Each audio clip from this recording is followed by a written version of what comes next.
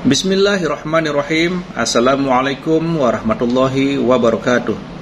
Alhamdulillahirabbil alamin, wassalatu wassalamu ala asyrafil anbiya'i wal mursalin sayyidina Muhammadin wa ala alihi wa sahbihi ajma'in, amma ba'du. Sahabat beriman yang dimuliakan Allah, syukur alhamdulillah kita bertemu lagi di channel ini. Pada kesempatan yang berbahagia ini, mari sejenak kita luangkan waktu kita untuk bersama-sama menyimak tausiah yang sangat luar biasa yang akan disampaikan oleh guru kita. Tentunya banyak sekali ilmu, hikmah, dan manfaat yang bisa kita jadikan pelajaran dalam kehidupan kita sehari-hari.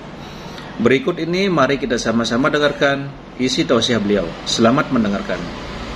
Wa qatlan nafsil lati harramallahu illa bil haqq, membunuh orang lain dengan cara yang tidak benar, membunuh orang yang diharamkan oleh Allah Subhanahu wa ta'ala untuk melakukannya kecuali dengan alasan yang benar. Kita tahu Islam adalah agama damai. Sesuai dengan namanya, ia tidak dikembangkan dengan pedang dan kekerasan. Ia dikembangkan dengan keteladanan dan tuntunan moral.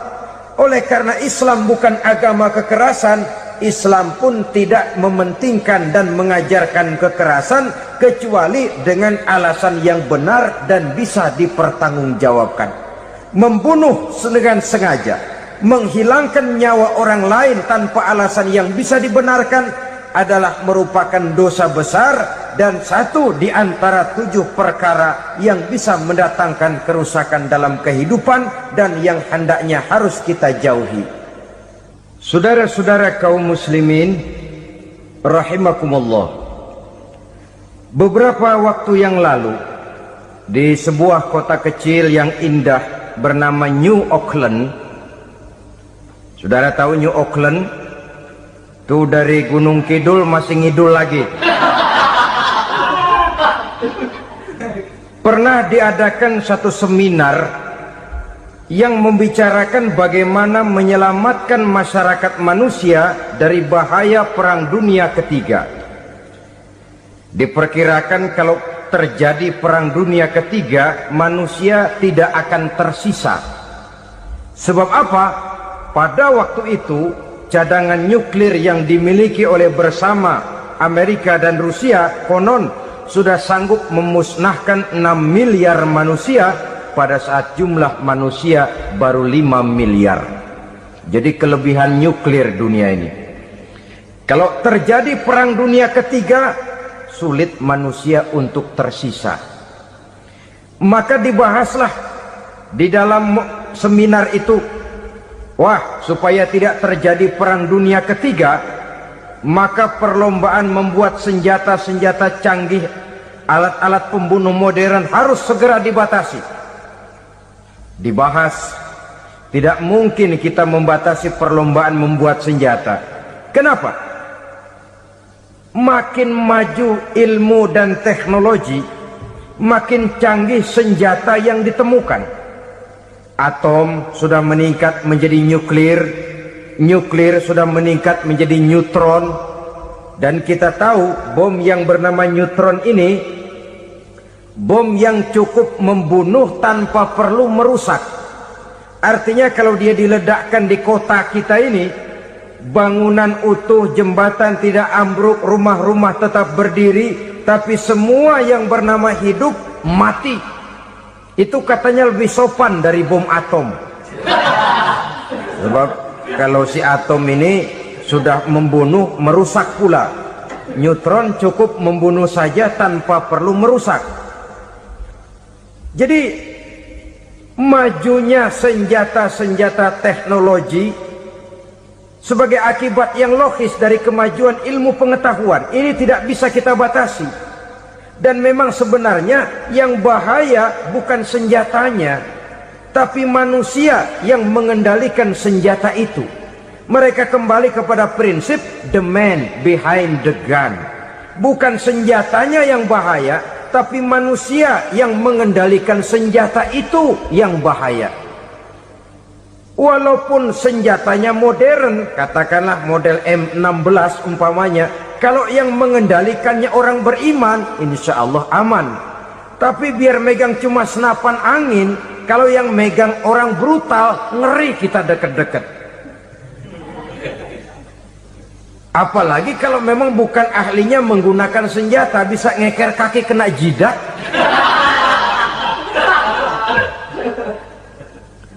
Mereka kembali kepada prinsip lama yang tetap baru. Bukan senjatanya yang harus dibatasi, manusia yang mengendalikan senjata itu yang perlu dibicarakan. Nah, kalau begitu, agar manusia tidak mempergunakan senjata sewenang-wenang, apa yang harus kita lakukan? Ya, manusianya harus bermoral. Ya, tapi moral yang mana? Di dunia ini banyak ajaran tentang moral. Itu pun mudah saja. Di sini kan kita undang saja ahli dari berbagai agama untuk membicarakan konsep perdamaian menurut agamanya masing-masing. Baik, setuju itu? Setuju. Maka tampillah para ahli agama, mereka kembali kepada prinsip moral daripada konsep yang terkandung di dalam ajaran agama untuk menegakkan perdamaian.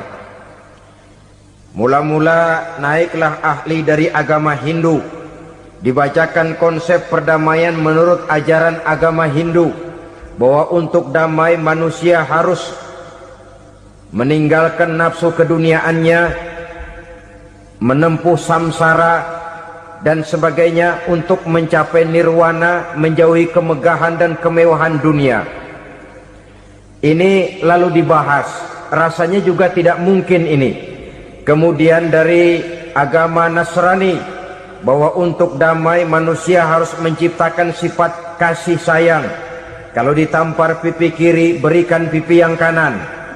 Kalau diberikan selendang, berikan baju. Nanti orang kasihan, lalu dia tidak akan nampar lagi. Ketika ini dibahas, ternyata rasanya pun tidak mungkin bisa diterima. Karena apa? Di zaman sekarang orang ditampar pipi kiri, dikasih pipi kanan. Bukan kasihan, gemes. Damai belum tentu, bonyok udah jelas. Lalu ketika dibacakan konsep perdamaian menurut Quran, di mana disampaikan ayat wa jazaa'u sayyi'atin sayyi'atun misluha faman afa wa aslaha fa ajruhu 'ala Allah. Balasan terhadap satu kejahatan adalah kejahatan yang seimbang, tetapi barang siapa yang memberi maaf dan mencari jalan damai, itulah yang terbaik dan akan mendapat pahala dari Allah Subhanahu wa ta'ala. Kamu tidak salah ditampar pipi kirimu, tampar lagi pipi kirinya sekeras dia menampar pipi kirimu. Nanti orang tidak mau menampar kita karena dia tahu kalau dia tampar kita, dia akan menderita tamparan sekeras dia menampar kita. Akan terjadilah prinsip saling hormat menghormati, tidak saling ganggu, tidak saling usil, tidak saling jahil. Atas dasar ini perdamaian bisa ditegakkan. Mereka bisa menerima konsep ini, tapi kemudian seminar ditutup tanpa satu keputusan resmi. Kenapa? Terus terang mereka kagum dengan konsep Islam, tapi sentimen lama terhadap nilai-nilai Islam telah menutup mata mereka untuk menerima kebenaran dari ajaran Al-Quranul Karim. Saudara-saudara kaum muslimin rahimakumullah, kembali kita kepada persoalan pokok. Roh adalah dari Allah, dia akan kembali kepada Allah, milik mutlak dari Allah. Tidak pantas kita merampasnya dari orang lain. Tidak wajar kita menghilangkannya tanpa alasan yang dibenarkan oleh agama.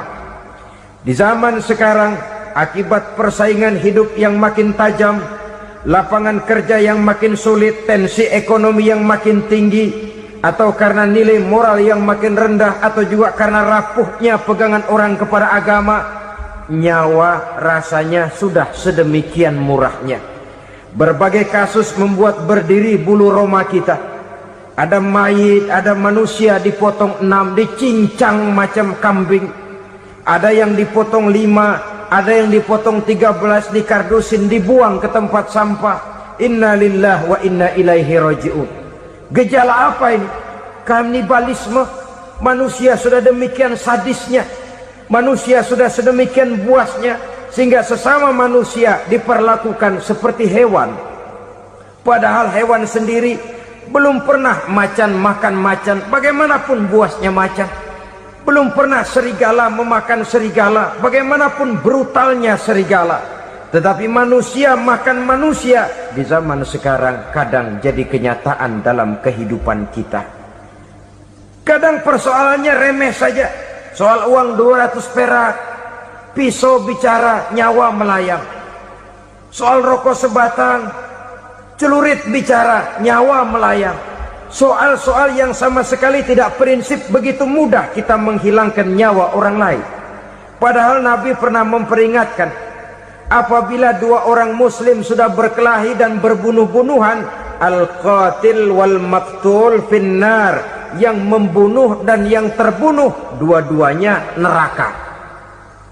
Sahabat heran, ya Rasul, kalau yang terbunuh, kalau yang membunuh masuk neraka itu sih wajar, tapi yang terbunuh kenapa neraka juga? Beliau menjawab, dua-duanya sudah punya niat untuk saling membunuh. Niatnya itu yang diponten.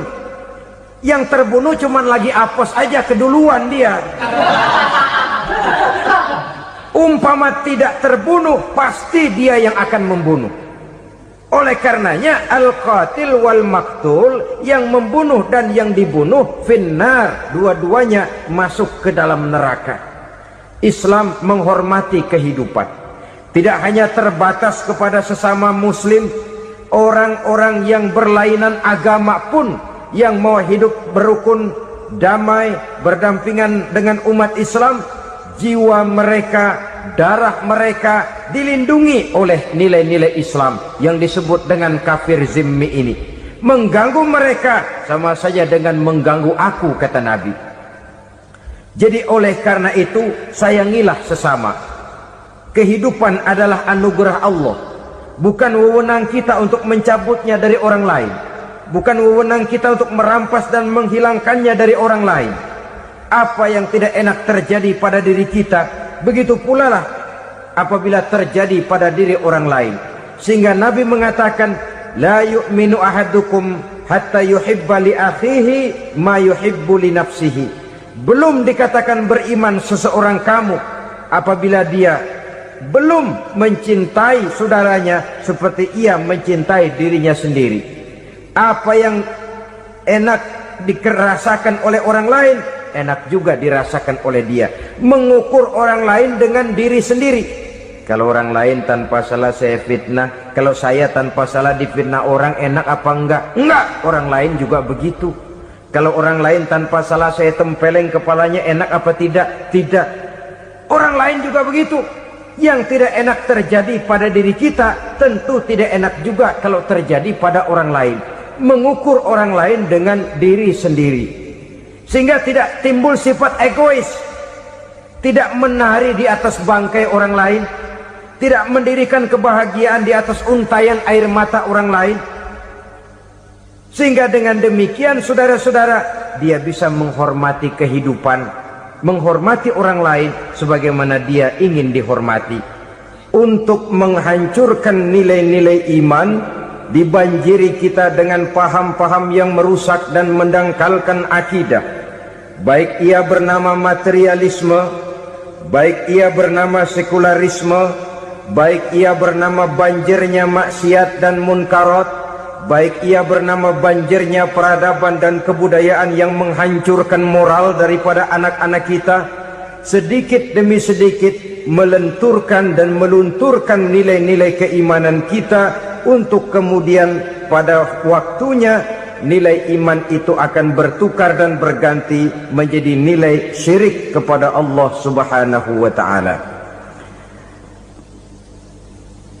Atau pada sisi lain, menjadikan yang selain Allah sebagai tujuan akhir daripada kehidupan kita. Sedangkan kita sama-sama maklum bahwa di dalam pandangan agama Islam, dosa yang tidak berampun, dosa yang terbesar, termasuk dalam kategori bapak moyangnya dosa, tidak lain adalah syirik, yakni menyekutukan Allah Subhanahu wa ta'ala.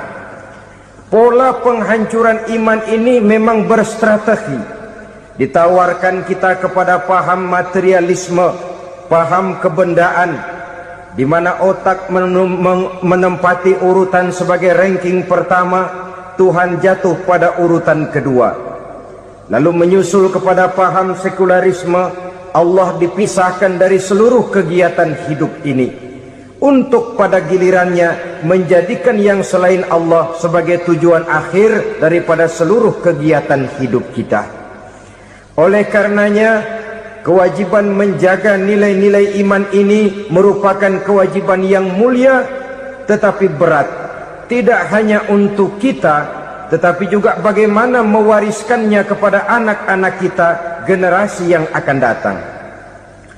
Orang-orang tua bijaksana yang diceritakan di dalam Al-Quran, kalau sudah berpikir tentang anak-anaknya, pertanyaan yang paling mereka risaukan ialah, ma ta'buduna min ba'di.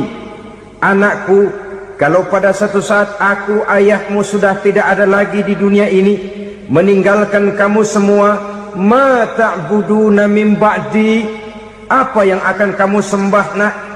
Jikalau sekarang ayahmu masih mau ke masjid, masih mau melakukan rukuk dan sujud, masih beribadah menyembah Allah Subhanahu wa ta'ala, kalau orang tuamu sudah tidak ada, ma ta'buduna min ba'di, masihkah engkau mau datang ke masjid? Masihkah engkau mau rukuk dan sujud? Masihkah engkau mau menyembah Allah Subhanahu wa ta'ala? Pertanyaan ini yang dipikirkan oleh Nabi Yakub kepada putra-putranya. Pertanyaan ini yang diteruskan oleh Nabi Ibrahim kepada anak-anaknya. Pertanyaan ini yang diwariskan oleh generasi ulama salafus saleh kepada para generasi berikutnya. Bagaimana kita generasi sekarang? Kita orang-orang tua sekarang bukan berfikir ma ta'buduna min ba'di, malah yang kita fikirkan ma ta'kuluna min ba'di. Kalau bapak tidak ada nanti kamu makan apa nak? Perkara kamu nyembah apa, urusan nomor 18. Yang penting kamu nanti hidup bisa makan nak. Maka kita sibuk mewariskan harta kepada anak-anak kita. Kita sibuk mewariskan kebun dan tanah kepada anak-anak kita. Kita sibuk mewariskan pabrik kepada anak-anak kita, sementara kita lupa mewariskan intan yang paling mahal, mewariskan mutiara yang paling berharga, yaitu nilai iman kepada Allah Subhanahu wa ta'ala. Alangkah baiknya apabila warisan harta, warisan tanah dan kebun, warisan rumah dan pabrik didasari lebih dahulu dengan mewariskan nilai iman kepada Allah Subhanahu wa ta'ala. Sebagai orang-orang tua, kita boleh bersedih kalau anak kita tidak mengerti komputer. Kita boleh bersedih kalau anak kita tidak mengerti matematika.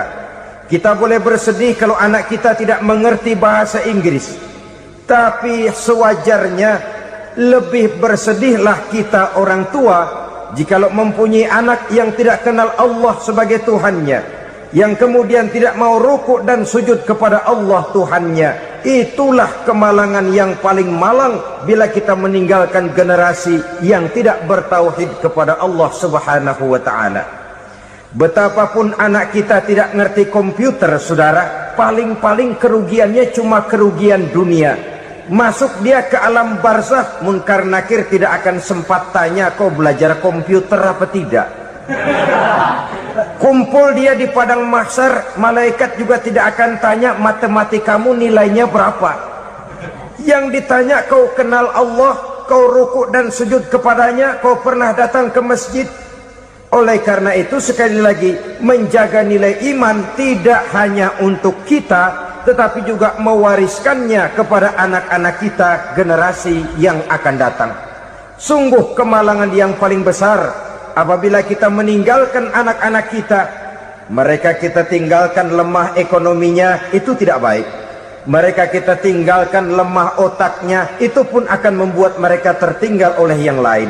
Tapi yang paling celaka, jikalau kita tinggalkan mereka dalam kondisi lemah imannya, rapuh akidahnya, tidak baik dan tidak betul keyakinan hidupnya.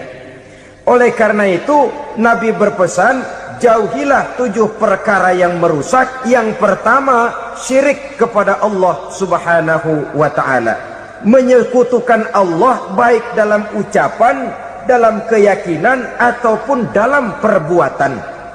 Ini perkara pertama yang termasuk 7 perusak besar di dalam kehidupan.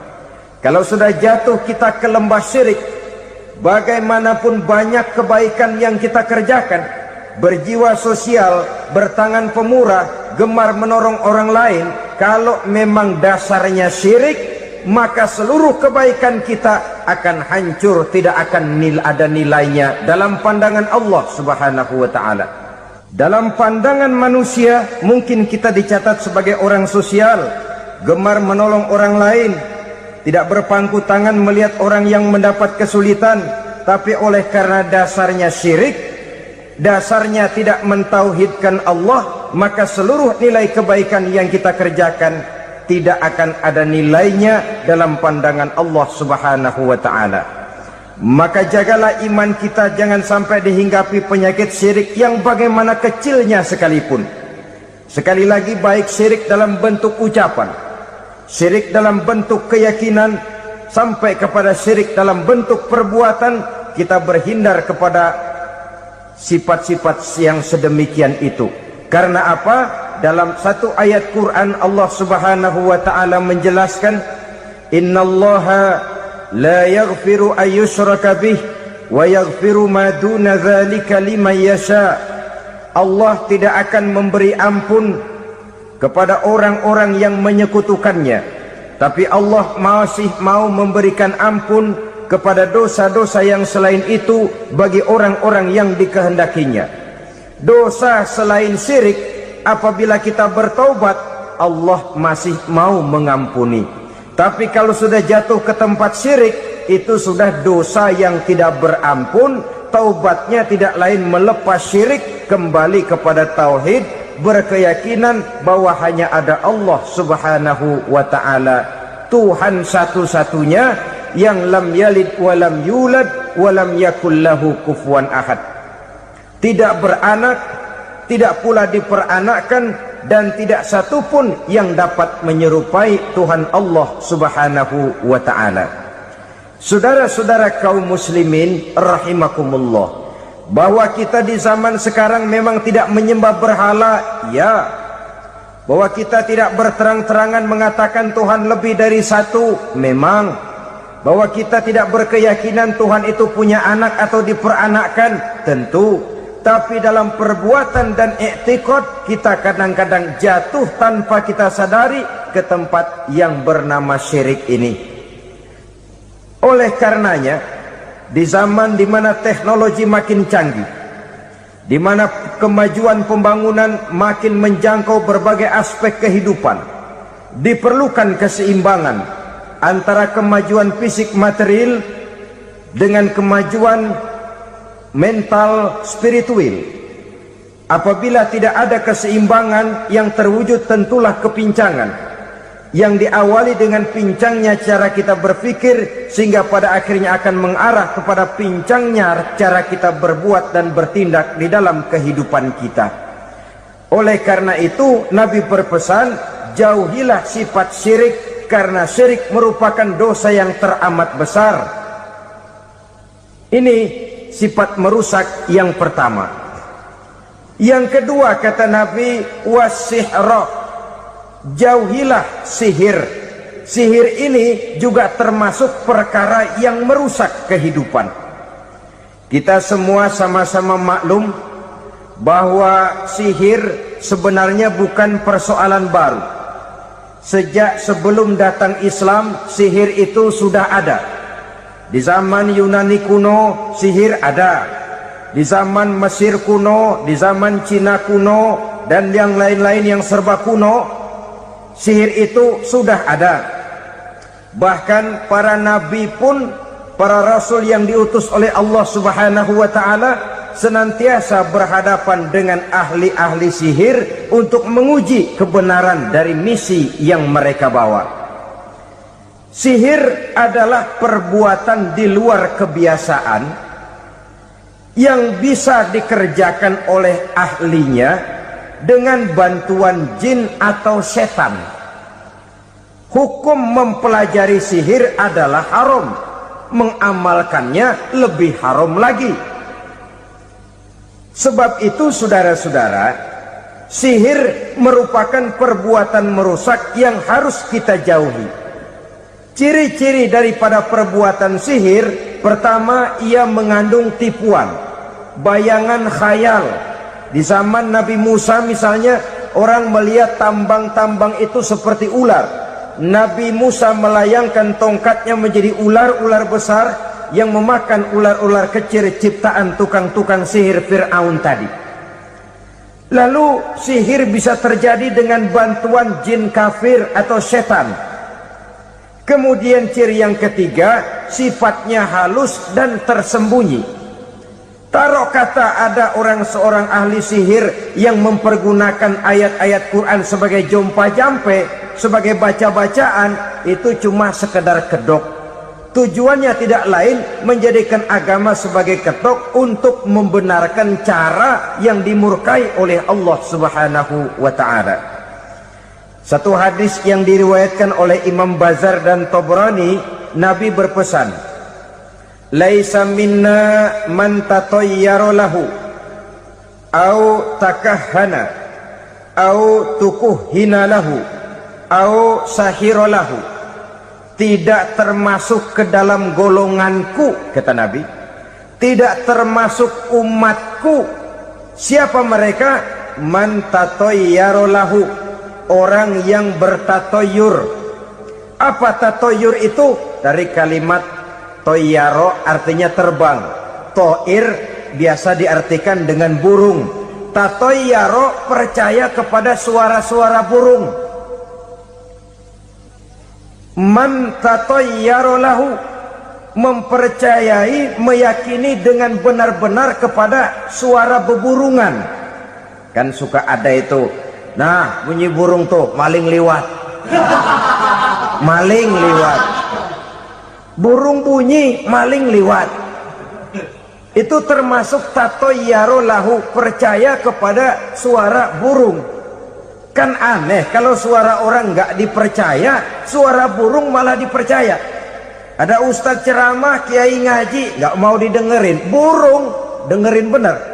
Nah, suaranya dari sebelah mana? Belah kulon. Nah, itu tandanya ano. Habis dihitung-hitung. Itu termasuk tatayyara lahu. Au takahana, atau bertenung, au tukuhina, atau minta ditenungkan, au sahirolahu, atau melakukan perbuatan sihir atau minta disihirkan. Laisa minna, tidak termasuk ke dalam golonganku, kata Nabi. Sehingga dengan demikian saudara-saudara, menghadapi sihir dengan sihir sekalipun termasuk perbuatan yang tidak diajarkan oleh agama. Kita kan mempelajari sihir untuk jaga diri, tidak apa-apa. Yang dilarang mengamalkannya, dilarang juga mempelajarinya. Sebab orang kalau sudah mengetahui, biasanya lalu terangsang untuk mencoba. Kalau percobaannya berhasil, biasanya terangsang untuk coba lagi dan coba lagi. Pada akhirnya ketagihan, lalu beralih menjadi profesi, apalagi itu nanti bisa mendatangkan hasil uang. Saudara-saudara kaum muslimin rahimakumullah, kita manusia makhluk nyata, kita hidup di alam nyata, terikat oleh sunnatullah, causality. Oleh karenanya bagi kita keyakinan yang penuh, keikhlasan di dalam bertuhankan Allah, penyerahan diri sepenuhnya hanya kepadanya, itu sudah merupakan obat penangkal yang sangat ampuh agar kita tidak terkena penyakit-penyakit yang dibuat oleh setan dan para pembantunya. Sehingga beberapa ayat Quran mengajarkan, misalnya a'udzu bikalimatillahi tammati min syarri ma khalaq, atau bismillazi la yadurru ma'asmihi syai'un fil ardi wala fis sama, dengan menyebut nama Allah yang tidak bisa mendatangkan bahaya sedikit pun, dari baik yang datang dari langit maupun yang datang dari bumi. Jiwa yang kosong dari keyakinan yang penuh kepada Allah, jiwa yang penuh was-was dan ragu-ragu, itu yang mudah terserang oleh penyakit-penyakit yang dikerjakan oleh para tukang-tukang sihir, yaitu oleh setan dan seluruh para pembantunya. Kemudian hadis kedua yang diriwayatkan oleh Imam Ibnu Hibban, Nabi bersabda, la yadkhulul jannata mudminu khamrin wala mu'minu bisihrin wala qati'ur rahmin. Tidak masuk surga. Ini Nabi yang bilang, tidak masuk surga. Siapa itu? Pertama, mudminu khamrin, orang yang berkekalan dalam mabuk.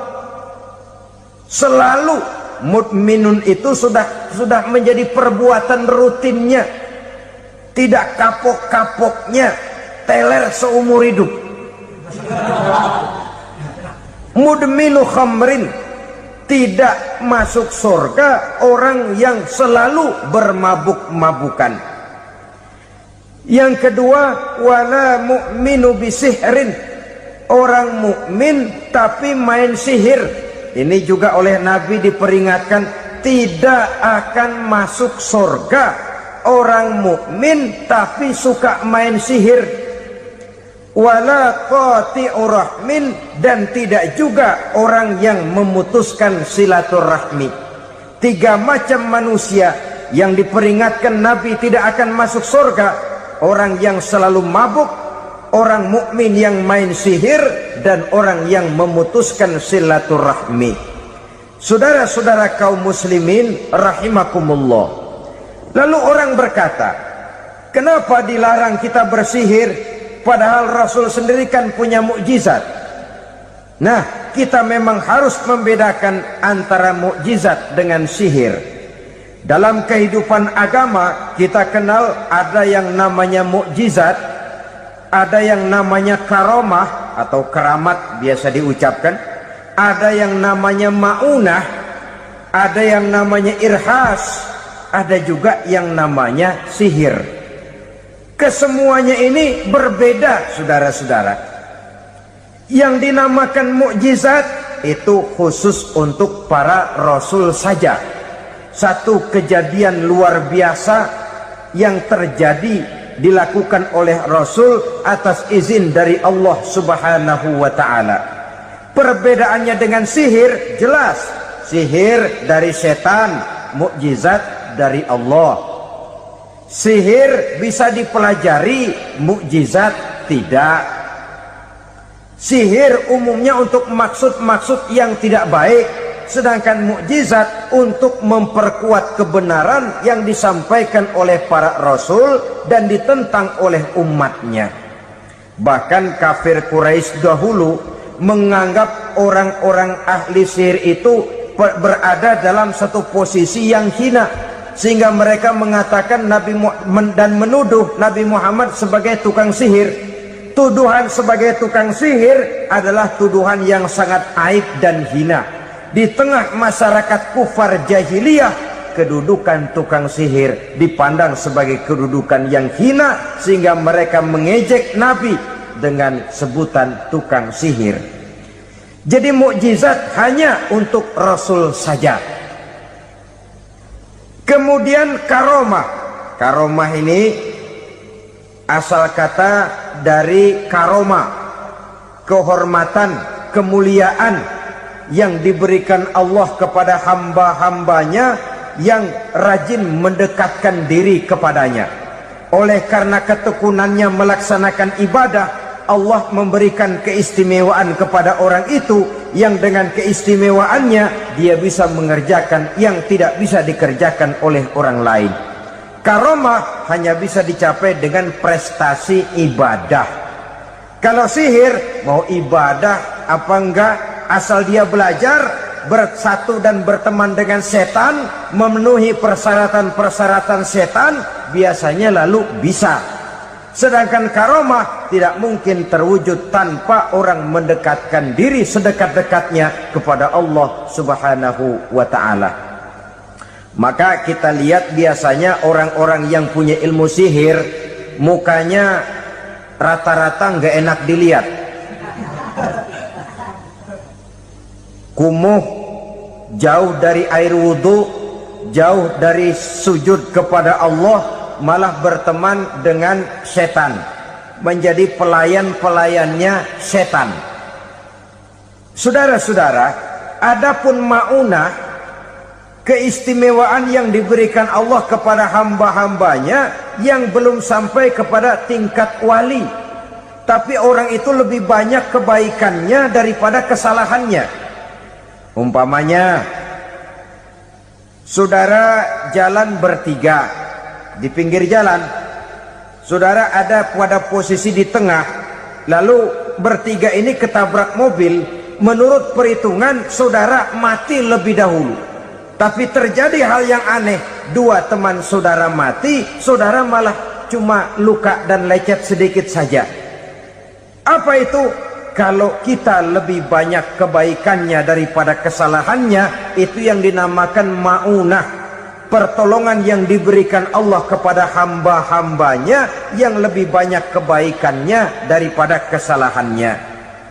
Sedangkan yang dinamakan irhas, kejadian luar biasa pada diri seseorang pada waktu dia masih kecil, yang menunjukkan tanda-tanda keistimewaannya. Itu umumnya pada para nabi pada usia kecilnya sudah ada irhas, tanda-tanda istimewa. Jelas baik mukjizat, karomah, maunah maupun irhas berbeda dengan sihir. Sihir ini jelas saja merupakan bantuan dan persekutuan antara manusia dengan setan. Padahal setan, kata Allah dalam Al-Quran, innahu lakum aduwwum mubin, sesungguhnya setan bagi kamu adalah musuh yang sangat jelas. Saudara-saudara kaum muslimin rahimakumullah, di zaman sekarang dalam menghadapi beban kehidupan yang makin pelik, menghadapi stres yang tidak kunjung selesai, menghadapi persoalan-persoalan yang teramat berat, orang sering mencari jalan keluar kepada hal-hal yang menurut pendapatnya bisa meringankan beban moralnya itu. Pergilah dia mencari sesuatu yang dapat meringankan bebannya. Dan tidak jarang yang jatuh ke pangkuan tukang-tukang tenung, ke pangkuan tukang-tukang sihir, yang mereka itu oleh Quran dijelaskan kadzabal munajjimun walau sodaku. Tukang-tukang tenung, tukang-tukang sihir, mereka itu bohong walaupun benar. Maksudnya bohong walaupun benar, artinya kalau yang mereka kerjakan benar, itu sih kebenaran. Benar dengan kebenaran itu lain. Kebenaran, kebetulan bisa, tapi tidak untuk selalu. Apalagi kalau itu sudah membahayakan kehidupan orang lain. Jadi oleh karena itu Nabi berpesan, jauhilah daripada sihir. Kalau sudah jauhilah dari sihir, artinya ya jauhilah daripada mempelajarinya, jauhilah daripada bergaul dengan orang-orang yang ahli di bidang itu, karena dari pergaulan segalanya bisa menular. Baiklah saudara, ini yang kedua. Yang ketiga pesan Nabi, wa qatlan nafsil lati harramallahu illa bil haqq, membunuh orang lain dengan cara yang tidak benar, membunuh orang yang diharamkan oleh Allah Subhanahu wa ta'ala untuk melakukannya kecuali dengan alasan yang benar. Kita tahu Islam adalah agama damai, sesuai dengan namanya. Ia tidak dikembangkan dengan pedang dan kekerasan. Ia dikembangkan dengan keteladanan dan tuntunan moral. Oleh karena Islam bukan agama kekerasan, Islam pun tidak mementingkan dan mengajarkan kekerasan kecuali dengan alasan yang benar dan bisa dipertanggungjawabkan. Membunuh dengan sengaja, menghilangkan nyawa orang lain tanpa alasan yang bisa dibenarkan adalah merupakan dosa besar dan satu di antara 7 perkara yang bisa mendatangkan kerusakan dalam kehidupan dan yang hendaknya harus kita jauhi. Saudara-saudara kaum muslimin rahimakumullah, beberapa waktu yang lalu di sebuah kota kecil yang indah bernama New Auckland. Saudara tahu New Auckland? Itu dari Gunung Kidul masih ngidul lagi. Pernah diadakan satu seminar yang membicarakan bagaimana menyelamatkan masyarakat manusia dari bahaya Perang Dunia Ketiga. Diperkirakan kalau terjadi Perang Dunia Ketiga, manusia tidak akan tersisa. Sebab apa? Pada waktu itu, cadangan nuklir yang dimiliki oleh bersama Amerika dan Rusia konon sudah sanggup memusnahkan 6 miliar manusia pada saat jumlah manusia baru 5 miliar. Jadi kelebihan nuklir dunia ini. Kalau terjadi Perang Dunia Ketiga, sulit manusia untuk tersisa. Maka dibahaslah di dalam seminar itu, wah, supaya tidak terjadi Perang Dunia Ketiga, maka perlombaan membuat senjata-senjata canggih, alat-alat pembunuh modern harus segera dibatasi. Dibahas, tidak mungkin kita membatasi perlombaan membuat senjata. Kenapa? Makin maju ilmu dan teknologi, makin canggih senjata yang ditemukan. Atom sudah meningkat menjadi nuklir, nuklir sudah meningkat menjadi neutron, dan kita tahu bom yang bernama neutron ini bom yang cukup membunuh tanpa perlu merusak. Artinya kalau dia diledakkan di kota kita ini, bangunan utuh, jembatan tidak ambruk, rumah-rumah tetap berdiri, tapi semua yang bernama hidup mati. Itu katanya lebih sopan dari bom atom. Sebab kalau si atom ini sudah membunuh, merusak pula. Neutron cukup membunuh saja tanpa perlu merusak. Jadi majunya senjata-senjata teknologi sebagai akibat yang logis dari kemajuan ilmu pengetahuan ini tidak bisa kita batasi.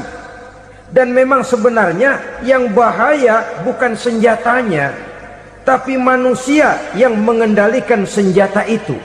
Mereka kembali kepada prinsip the man behind the gun. Bukan senjatanya yang bahaya, tapi manusia yang mengendalikan senjata itu yang bahaya. Walaupun senjatanya modern, katakanlah model M16 umpamanya, kalau yang mengendalikannya orang beriman, insya Allah aman. Tapi biar megang cuma senapan angin, kalau yang megang orang brutal, ngeri kita deket-deket. Apalagi kalau memang bukan ahlinya menggunakan senjata, bisa ngeker kaki kena jidat.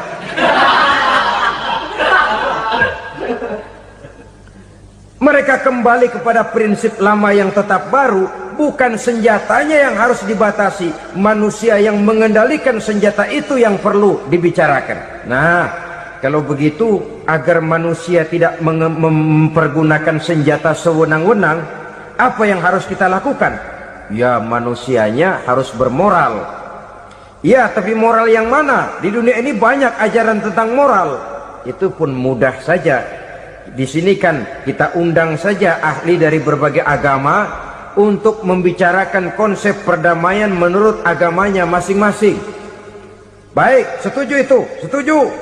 Maka tampillah para ahli agama, mereka kembali kepada prinsip moral daripada konsep yang terkandung di dalam ajaran agama untuk menegakkan perdamaian.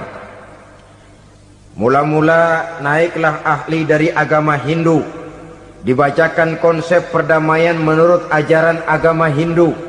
bahwa untuk damai manusia harus meninggalkan nafsu keduniaannya, menempuh samsara dan sebagainya untuk mencapai nirwana, menjauhi kemegahan dan kemewahan dunia. Ini lalu dibahas, rasanya juga tidak mungkin ini. Kemudian dari agama Nasrani, bahwa untuk damai manusia harus menciptakan sifat kasih sayang. Kalau ditampar pipi kiri, berikan pipi yang kanan. Kalau diberikan selendang, berikan baju. Nanti orang kasihan, lalu dia tidak akan nampar lagi. Ketika ini dibahas, ternyata rasanya pun tidak mungkin bisa diterima. Karena apa? Di zaman sekarang orang ditampar pipi kiri, dikasih pipi kanan. Bukan kasihan, gemes. Damai belum tentu, bonyok udah jelas. Lalu ketika dibacakan konsep perdamaian menurut Quran, di mana disampaikan ayat wa jazaa'u sayyi'atin sayyi'atun misluha faman afa wa aslaha fa ajruhu 'ala Allah. Balasan terhadap satu kejahatan adalah kejahatan yang seimbang, tetapi barang siapa yang memberi maaf dan mencari jalan damai, itulah yang terbaik dan akan mendapat pahala dari Allah Subhanahu wa ta'ala.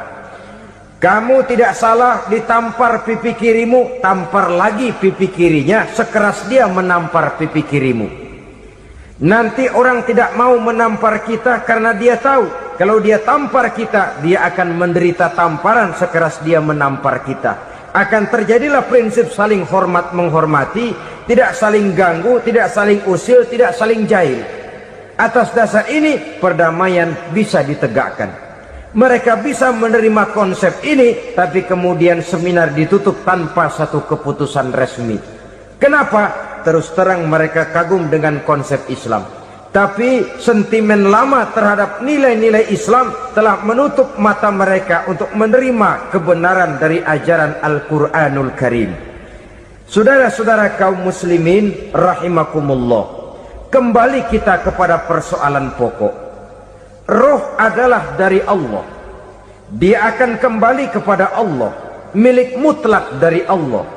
Tidak pantas kita merampasnya dari orang lain. Tidak wajar kita menghilangkannya tanpa alasan yang dibenarkan oleh agama. Di zaman sekarang, akibat persaingan hidup yang makin tajam, lapangan kerja yang makin sulit, tensi ekonomi yang makin tinggi, atau karena nilai moral yang makin rendah, atau juga karena rapuhnya pegangan orang kepada agama, nyawa rasanya sudah sedemikian murahnya. Berbagai kasus membuat berdiri bulu roma kita. Ada mayit, ada manusia dipotong 6, dicincang macam kambing. Ada yang dipotong 5, ada yang dipotong 13, dikardusin, dibuang ke tempat sampah. Inna lillahi wa inna ilaihi raji'un. Gejala apa ini? Kanibalisme. Manusia sudah demikian sadisnya, manusia sudah sedemikian buasnya, sehingga sesama manusia diperlakukan seperti hewan. Padahal hewan sendiri belum pernah macan makan macan, bagaimanapun buasnya macan. Belum pernah serigala memakan serigala, bagaimanapun brutalnya serigala. Tetapi manusia makan manusia di zaman sekarang kadang jadi kenyataan dalam kehidupan kita. Kadang persoalannya remeh saja. Soal uang 200 perak, pisau bicara, nyawa melayang. Soal rokok sebatang, celurit bicara, nyawa melayang. Soal-soal yang sama sekali tidak prinsip, begitu mudah kita menghilangkan nyawa orang lain. Padahal Nabi pernah memperingatkan, apabila dua orang muslim sudah berkelahi dan berbunuh-bunuhan, al-qatil wal maqtul finnar, yang membunuh dan yang terbunuh dua-duanya neraka. Sahabat heran, ya Rasul, kalau yang terbunuh, kalau yang membunuh masuk neraka itu sih wajar, tapi yang terbunuh kenapa neraka juga? Beliau menjawab, dua-duanya sudah punya niat untuk saling membunuh. Niatnya itu yang diponten. Yang terbunuh cuman lagi apes aja, keduluan dia. Umpama tidak terbunuh, pasti dia yang akan membunuh. Oleh karenanya al-qatil wal maktul, yang membunuh dan yang dibunuh, finnar, dua-duanya masuk ke dalam neraka.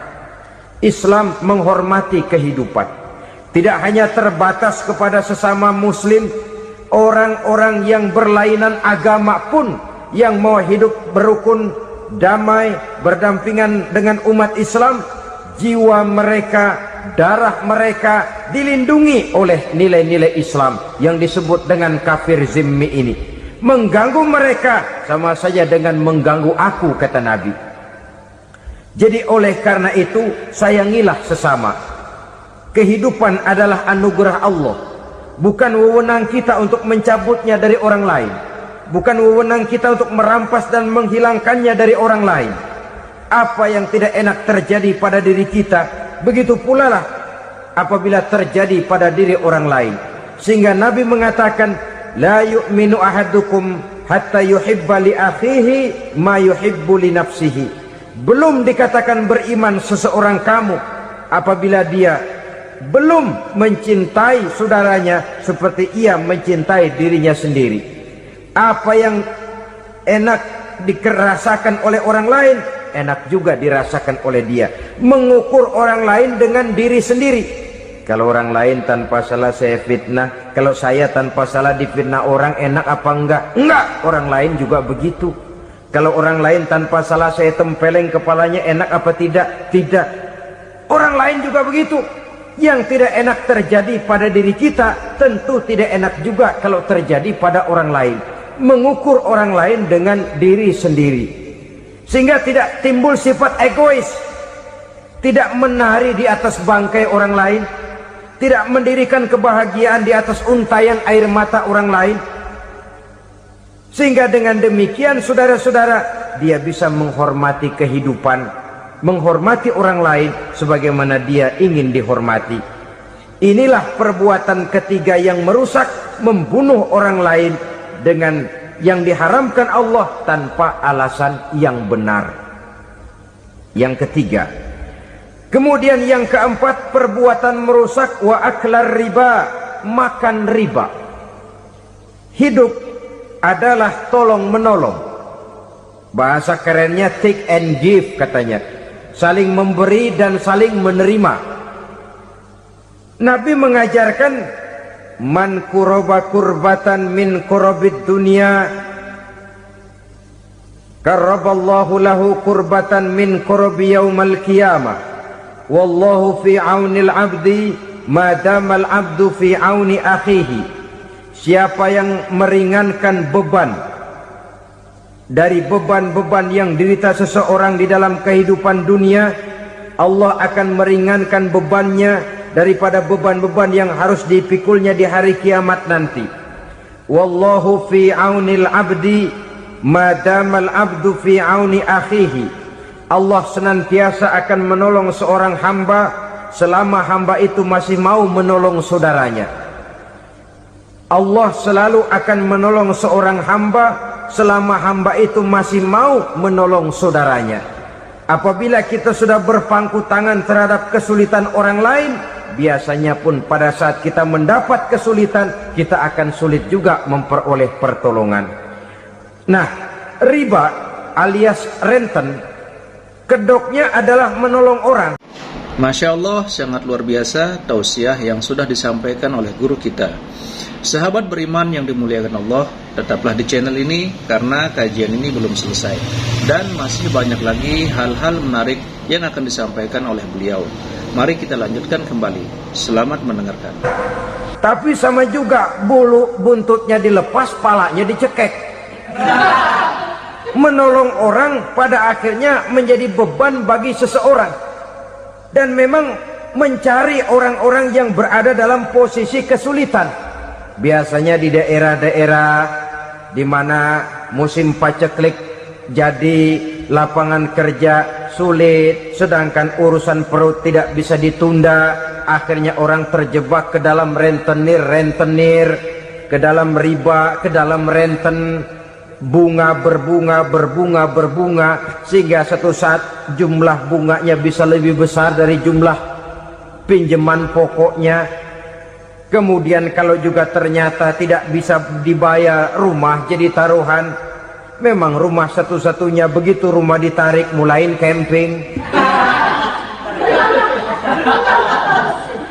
Bukankah pada akhirnya akan mewariskan kesengsaraan? Oleh karena itu, kepada kita berusahalah jangan berhubungan dengan rentenir-rentenir, jangan makan renten dan riba kepada mereka yang melaksanakan riba. Walaupun mendatangkan keuntungan materi, tapi percayalah harta yang didapat dengan jalan riba tidak akan membawa keberkahan. Manakala tidak membawa keberkahan, dia tidak akan mendatangkan ketenangan di dalam kehidupan kita. Oleh karenanya, memakan harta riba termasuk perbuatan yang merusak sendi-sendi kehidupan sosial, merusak kehidupan orang lain, merusak kehidupan masyarakat, tetangga, pergaulan, dan sebagainya. Yang kelima, wa akla malil yatim, memakan harta anak yatim dengan cara yang zolim. Nih, memang lezat. Anak yatim itu nggak tahu urusan apa-apa. Kita diamanahkan untuk mengurusinya. Kadang-kadang dibentuklah panitia penyantunan yatim piatu. Yatimnya mah tetap kelaparan, panitianya yang pada gendut.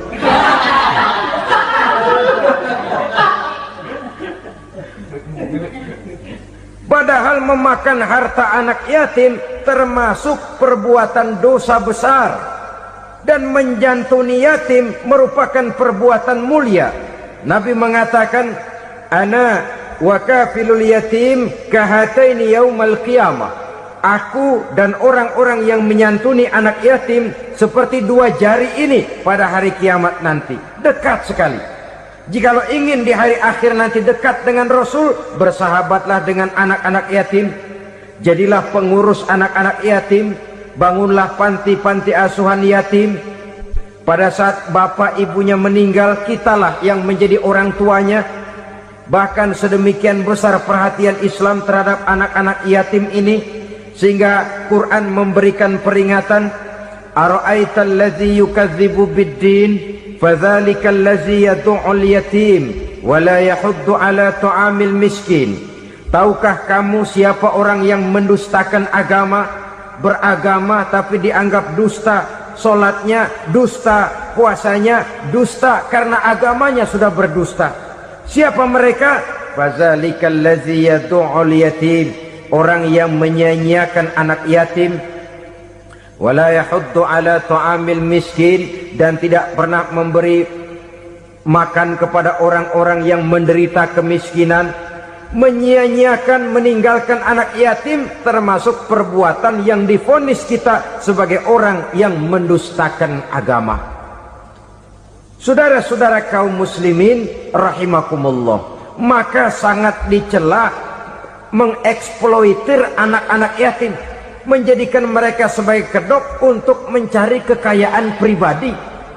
Tetapi jikalau ikhlas, ganjarannya sangat besar, nilai pahalanya sangat besar.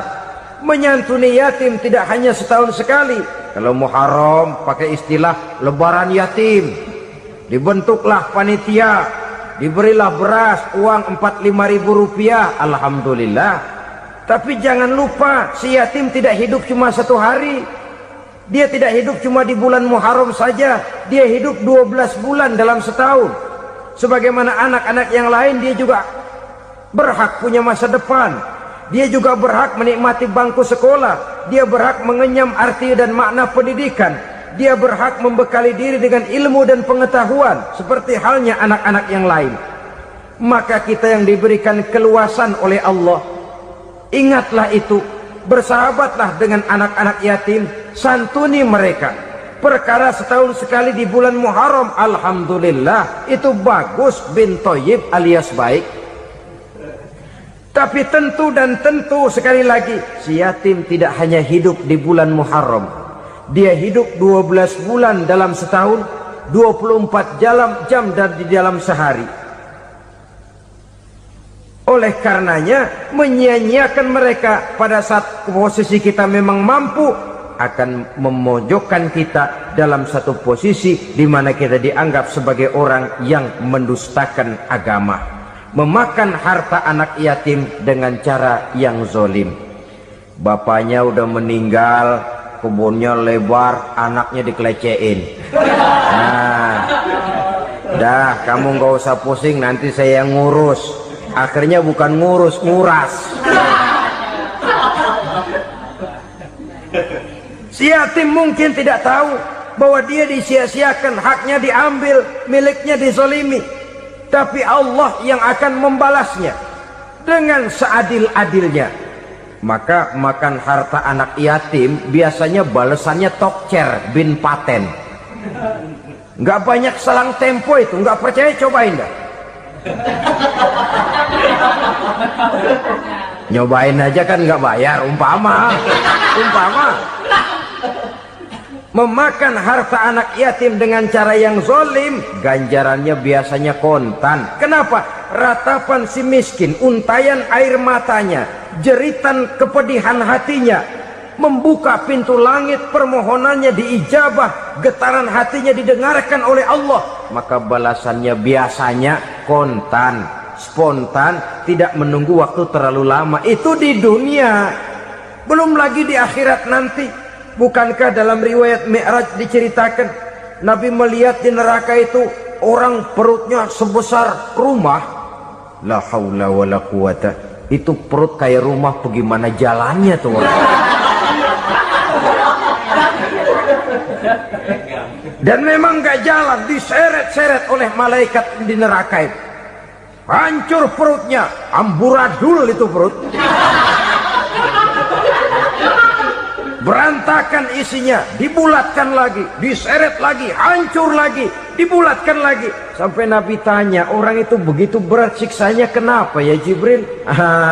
Itu Muhammad, waktu di dunia dulu rakus banget makan harta anak yatim. Begitu vonisnya, begitu menyedihkan nasibnya di akhirat. Tapi di dunia pun ketidakberkahan itu sudah membayangi kehidupannya. Oleh karena itu, kepada saudara-saudara yang mendapat titipan anak yatim, berbahagialah, karena semulia-mulia rumah adalah rumah yang di dalamnya ada anak yatim yang disantuni. Sehina-hina rumah adalah rumah di mana di dalamnya ada anak yatim yang disia-siakan. Begitu kata Nabi kita. Rumah yang paling mulia dalam pandangan Allah, rumah yang di dalamnya ada anak yatim yang disantuni. Rumah yang paling hina dalam pandangan Allah, rumah yang di dalamnya ada anak yatim yang nasibnya disia-siakan. Berbahagialah saudara apabila menjadi penyantun anak-anak yatim, pelindung mereka, sehingga mereka mempunyai masa depan sebagaimana anak-anak lainnya. Rasulullah sendiri sedemikian peka terhadap keadaan anak-anak yatim karena beliau sendiri memang mengalami. Umur 6 bulan dalam kandungan ibu, beliau sudah ditinggalkan oleh ayahnya. Pada saat berusia 6 tahun, ibu sudah meninggal. Yatim piatu dalam usia di mana beliau sedang perlu belas kasih seorang ibu dan pengertian seorang bapak. Kepekaan itu lalu timbul, bahkan kemudian sampai kepada beliau berkata, aku dan orang yang menyantuni anak yatim seperti jari tengah dan jari telunjuk di hari akhirat nanti. Sedemikian dekatnya. Baiklah ya, jadi yang kelima, memakan harta anak yatim. Jauhi, karena ini perbuatan yang merusak. Yang keenam, watawalli yaumaz zahfi, melarikan diri pada hari pertempuran. Apa ini? Khianat. Tidak konsekuen dengan konsep perjuangan. Pada mulanya keras benar teriak, berantas korupsi, ganyang korupsi. Cuma karena belum dapat giliran. Begitu dia naik dapat kesempatan, korupsinya lebih edan dari yang diteriakinya. Ini termasuk tawalli yaumaz zahfi, berpaling pada hari peperangan. Di saat menghadapi musuh, kalau belum kelihatan musuh, teriaknya nyaring bener. Jangan takut, demi kebenaran sampai titik darah yang paling penghabisan. musuh belum kelihatan. Begitu musuh sudah kelihatan, paling dulu lari ke belakang. Kalau diajak berjuang ada saja alasannya. Sehingga Quran memberikan peringatan kepada kita semua. Mengapa kamu ini berat? Kalau sudah diajak berjuang di jalan Allah, kakimu seperti terhunjam berakar di perut bumi. Berat untuk melangkah berjuang. Lari dari pertempuran tidak konsekuen dengan konsepsi perjuangan. Mau enaknya saja dalam kondisi yang sulit lalu berpangku tangan. Ini termasuk ciri munafik yang di dalam Al-Quran disindir dengan bahasa kullama adha'a lahum masyaufi wa iza azlama alaihim qamu. Waktu terang mereka jalan, giliran gelap mereka mandek. Artinya, maksudnya, kalau giliran ada untungnya aja, rame-rame teriak Islam. Tapi begitu diminta berjuang, dituntut berkorban, rame-rame mundur. Waktu dilihat di Islam ada untungnya, rame-rame teriak Islam. Pak, saya Islam banget, Pak. KTP saya Islam, Pak. Pokoknya Islam banget dah. Tapi ketika diminta berjuang, dituntut sedikit berkorban, rame-rame mengundurkan diri. Tahun 65 PKI berontak. Waduh, waktu itu jadi orang Islam untung itu. Nggak dikejar-kejar, aman. Masjid rame, mobil-mobil mewah parkir di depan musola dan masjid. Kenapa? Waktu itu asal udah ke masjid aman. Islam selamat, untung. Tapi begitu keadaan aman, yang parkir di musola sepeda butut melulu.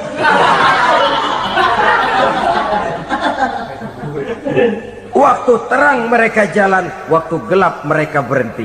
Dikala di Islam ada untungnya, baru wah Islam bagus, Islam hebat. Tapi waktu dilihat ada kerugian, jangan bawa-bawa Islam dah. Jangan bicara soal Islam, ini kan bukan soal agama. Bukan soal agama. La haula wa la quwata illa billah.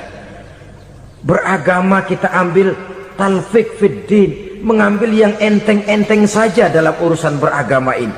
Tidak konsekuen kita dengan Islam kita.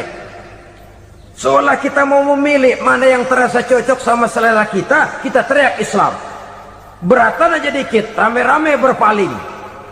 Itu termasuk tawalli yaumaz zahfi, para pengkhianat mental-mental hipokrit. Alhamdulillahirrabbilalamin. Demikianlah tausiah penuh ilmu, hikmah, dan manfaat yang sudah kita dengarkan bersama dari guru kita. Sahabat beriman yang dimuliakan Allah, terima kasih banyak sudah menyimak tausiah ini sampai selesai. Doa dan harapan saya, semoga Allah Subhanahu wa Ta'ala senantiasa selalu melimpahkan segala rahmat dan karunia-Nya kepada sahabat semua. Selalu diberikan kesehatan, dimudahkan segala urusannya, dan dilancarkan rezekinya. Amin ya rabbal alamin. Demikian yang dapat saya bagikan, kurang lebihnya mohon maaf. Sampai bertemu lagi di kajian-kajian berikutnya.